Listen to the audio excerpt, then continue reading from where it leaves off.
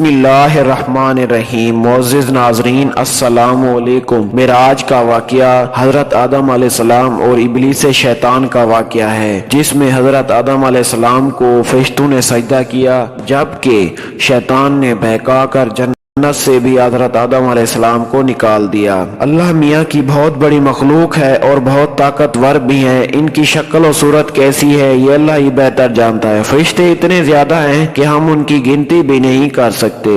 یہ فرشتے کچھ کھاتے پیتے بھی نہیں ہیں، کیونکہ اللہ تعالیٰ نے ان کو ایسا ہی بنایا ہے۔ یہ صرف اللہ تعالیٰ کی عبادت ہی کرتے رہتے ہیں۔ لاکھوں فرشتے اس طرح عبادت کرتے ہیں جس طرح نماز میں کھڑے رہتے ہیں، اور قیامت تک اسی طرح کھڑے کھڑے اللہ تعالیٰ کی تعریف بیان کرتے رہتے ہیں۔ اللہ تعالیٰ کرنے کا ارادہ کیا تو اس نے فرشتوں سے کہا، میں دنیا میں اپنا ایک نائب خلیفہ بنانا چاہتا ہوں۔ فرشتوں نے کہا، اے اللہ تو دنیا میں ویسے شخص کو نائب بنانا چاہتا ہے جو خرابیاں کرے اور خون کرتا پھرے۔ ہم تیری تعریف کرنے کے ساتھ تیری تسبیح اور پاکی کی بیان کرتے رہتے ہیں۔ اللہ میاں نے فرمایا، میں وہ باتیں جانتا ہوں جو تم نہیں جانتے۔ اللہ میاں نے حضرت آدم علیہ السلام کو سب چیزوں کے نام سکھا دیے، پھر ان کو فرشتوں کے سامنے کیا اور فرمایا، اگر تم سچے ہو تو مجھے ان کے نام بتاؤ۔ انہوں نے کہا کہ تو پاک ہے، جتنا علم تو نے ہم کو بخشا ہے اس کے سوا ہم کو کچھ نہیں معلوم۔ پھر اللہ میاں نے فرشتوں کو حکم دیا کہ تم آدم کو سجدہ کرو، تو وہ سب سجدے میں گر پڑے، مگر شیطان نے سجدہ نہیں کیا۔ اس کا ذکر پہلے بھی آیا ہے۔ اللہ میاں نے حضرت آدم علیہ السلام سے کہا، تم اور تمہاری بیوی جنت میں رہو اور جہاں سے چاہو کھاؤ پیو، مگر ایک خاص درخت کے متعلق حضرت آدم علیہ السلام کو منع کر دیا کہ اس کے قریب مت جانا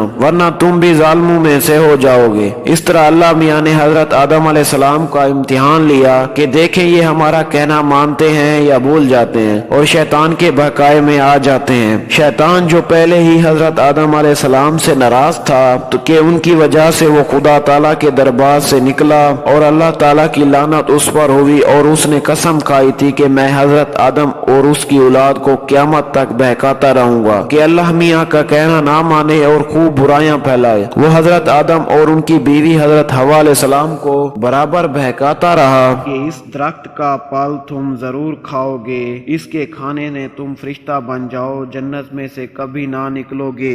آدم اور ان کی بیوی حضرت حوا علیہ السلام کو برابر بہکاتا رہا کہ اس درخت کا پھل تم ضرور کھاؤ، اس کے کھانے سے تم فرشتہ بن جاؤ گے، جنت میں سے کبھی نہ نکلو گے۔ آخر ایک دن حضرت آدم علیہ السلام اور ان کی بیوی حضرت حوا بھول سے شیطان کے بہکائے میں آ گئے اور درخت کا پھل کھا لیا۔ پھل کھاتے ہی دونوں ننگے ہو گئے اور جنت کا لباس ان کے بدن سے غائب ہو گیا، اور وہ جنت کے پتوں سے اپنے بدن کو چھپانے لگے۔ اللہ تعالیٰ نے حضرت آدم علیہ السلام سے کہا، ہم نے کہہ دیا تھا کہ اس درخت کے پاس بھی نہ جانا اور شیطان کے کہنے میں نہ آنا، وہ تمہارا دشمن ہے، تم اس کے کہنے میں آ گئے، اب تم اور حوا جنت سے چلے جاؤ اور دنیا میں جا کر رہو۔ حضرت آدم کو جنت سے نکلنے اور شیطان کے بہکائے میں آنے کا بہت رنج ہوا، اور بہت عرصے تک اللہ تعالیٰ سے معافی مانگتے رہے اور روتے رہے کہ اللہ تعالیٰ مجھے معاف کر دے۔ آخر اللہ میاں کو رحم آیا اور حضرت آدم کو یہ دعا سکھائی کہ اے ہمارے رب، ہم نے اپنے اوپر ظلم کیا اور تو ہم پر رحم نہیں کرے گا تو ہم بڑا نقصان اٹھانے والوں میں سے ہو جائیں گے۔